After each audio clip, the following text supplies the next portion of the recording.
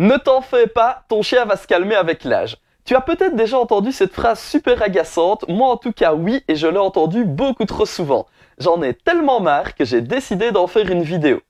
Je m'appelle Grégory et je suis comportementaliste canin et je vais t'expliquer pourquoi les gens qui disent que les mauvais comportements de ton chien passeront avec le temps ne devraient conseiller personne en termes d'éducation canine. Votre chien ne vous écoute pas ou a des graves problèmes de comportement? Je m'appelle Grégory et je suis comportementaliste canin. Ma spécialité? Les chiens difficiles. Ma méthode réussit là où les autres méthodes ont échoué. Et avec la méthode Greg, fini les problèmes de comportement. Ton chien a un problème, il tire en laisse, il saute sur tout le monde. Tu as peut-être déjà entendu ce conseil complètement débile. On ne sait rien faire, c'est normal, il est jeune, ça passera avec le temps. Si tu savais le nombre de clients chez qui je suis passé et qui m'ont raconté être allés au dressage ou qui ont vu un professionnel et où on leur a dit « on ne sait rien faire, ça va passer avec le temps, il se calmera avec l'âge ». Ce type d'anecdote, j'y ai droit toutes les semaines chez mes clients. Et si on entend déjà ce genre de bêtises dans des milieux semi-professionnels, je ne te raconte pas le nombre de fois où des particuliers, souvent experts Facebook autoproclamés, balancent ce genre d'ineptie. Cette phrase, je la déteste plus que tout, parce que non seulement c'est complètement con, mais en plus ce sont des foutus incompétents qui te sortent ce genre de choses. Pour moi, cette phrase incarne à elle seule tout ce qui ne va pas dans l'éducation canine.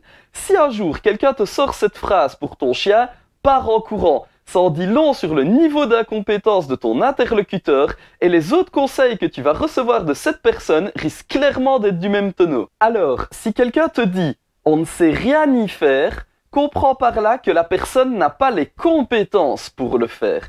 Et c'est ça l'incompétence, c'est de croire que parce que je ne sais pas résoudre un problème, les autres personnes n'y arriveront pas non plus. Ce n'est pas parce que je suis incapable de réparer un moteur de voiture que c'est impossible de le faire. C'est juste que moi, je n'ai pas les compétences pour le faire. Il y a deux choses qui m'emmerdent avec ces propos.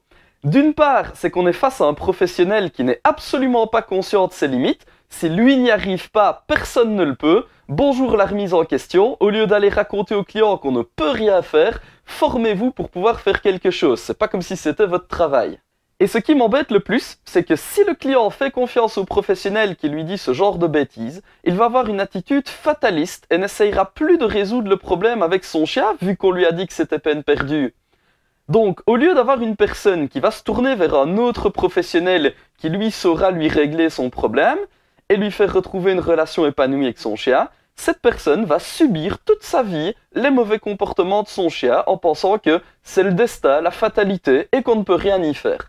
Et ça peut avoir de graves conséquences, des clients blessés ou qui vont abandonner leur chien tellement la situation est pénible pour eux. Il est important pour chaque professionnel de connaître ses limites. Au lieu de dire « on ne sait rien faire », dites plutôt « je ne sais rien faire ». Il n'y a pas de honte à connaître ses limites. Et ça m'est déjà arrivé de me retrouver devant des clients et de leur dire « je ne sais rien faire pour vous », tellement le chien était loin. C'est un métier où on n'a jamais 100% de réussite. Vous faire croire le contraire, ce serait vous mentir. Et les clients ont le droit de connaître la vérité.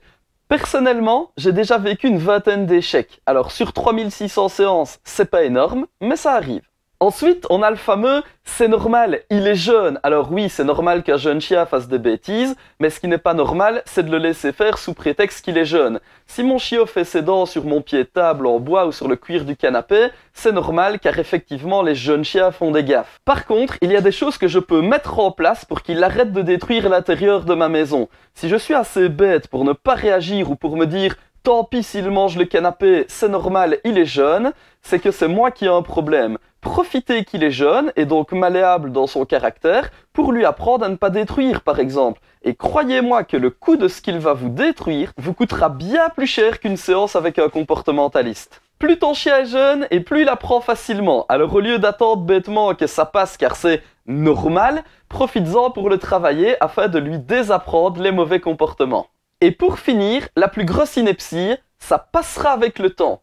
Le principe d'une habitude, c'est que plus on va faire une action et plus on aura tendance à la reproduire. Donc si tu laisses ton chien faire en te disant « ça va passer », tout ce que ça va faire, c'est qu'il va renforcer son comportement et que ça va finir par devenir une habitude de plus en plus forte chez ton chien au fur et à mesure que le temps avance.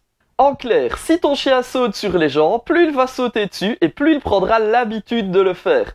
Et c'est beaucoup plus rapide d'apprendre à un chien qu'il ne peut pas sauter sur les gens au moment où il commence à le faire que si ça fait déjà 3 ans que ça dure. En fait, c'est tout le contraire de « ça va passer ». La vraie phrase serait « ça va s'aggraver avec le temps ».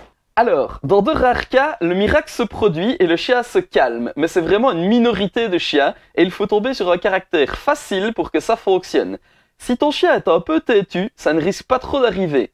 Mais il vaut mieux faire le travail que de prendre le pari sur 3 ans que ton chien fera partie de cette minorité. En fait, les gens confondent l'énergie du chien et les mauvais comportements. Le fait que le chien soit foufou et fougueux, c'est normal s'il est jeune. Et ça, effectivement, ça va se calmer avec le temps. Par contre, si ton chien saute sur les gens, ce n'est pas parce qu'il est énergique, c'est parce qu'il a un mauvais comportement. Ce n'est pas sa jeunesse ou sa fougue qui est à remettre en cause, c'est son éducation. Et les problèmes d'éducation, ça ne se règle qu'en éduquant le chien, pas en attendant qu'il vieillisse. Bon, par contre, là où je dois leur donner raison, c'est qu'à un moment, ça finit par passer avec le temps. Lorsque votre chien aura 14 ans, qu'il sera en fin de vie et complètement grabataire, oui, il va se calmer et il ne sautera plus sur tout le monde. Mais bon, c'est un peu bête d'attendre que le chien soit vieux pour espérer qu'il se calme. Je vais vous raconter une anecdote qui m'est arrivée hier au travail. À la base, ce n'était pas du tout prévu dans le script de la vidéo, mais je ne pouvais pas ne pas vous la raconter tellement ça illustre bien mes propos d'aujourd'hui. Je me suis rendu chez une cliente pour une séance à domicile.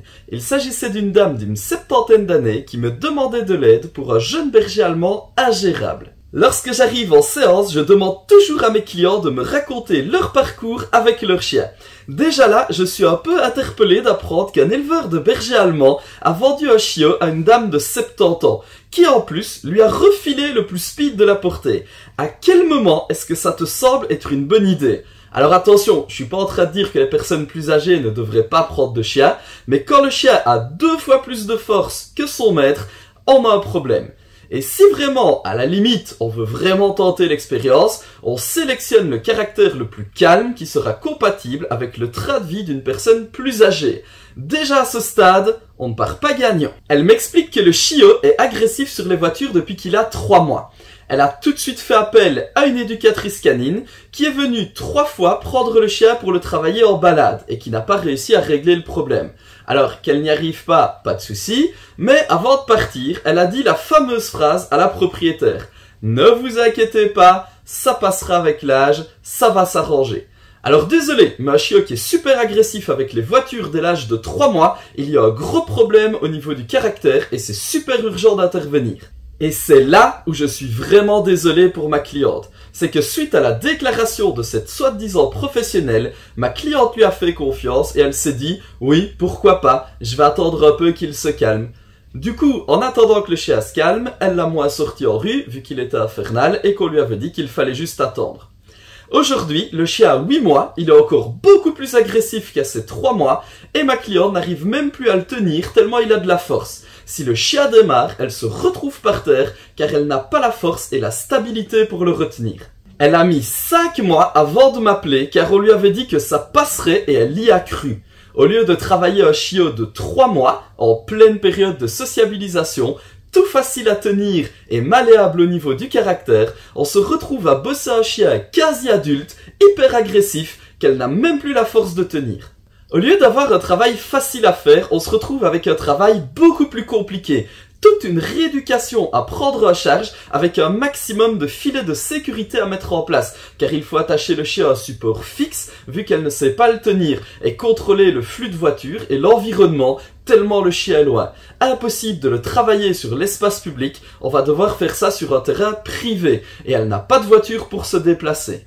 Alors, un tout grand merci à cette éducatrice pour les galères que cette simple phrase a infligées à ma cliente. Son « Ne vous inquiétez pas, ça va passer avec le temps » a complètement diminué les chances de ma cliente d'y parvenir. Le comportement a empiré, il est plus profondément ancré et le chien a beaucoup plus de force qu'avant. Voilà un exemple des ravages que peut causer cette simple phrase « Attends que ça passe ». Ne laisse pas des incompétents t'enfermer dans une situation inconfortable avec ton chien juste parce que eux ne savent rien y faire. arrête d'attendre et d'espérer un miracle, la plupart des problèmes se règlent très facilement quand on a les bonnes astuces.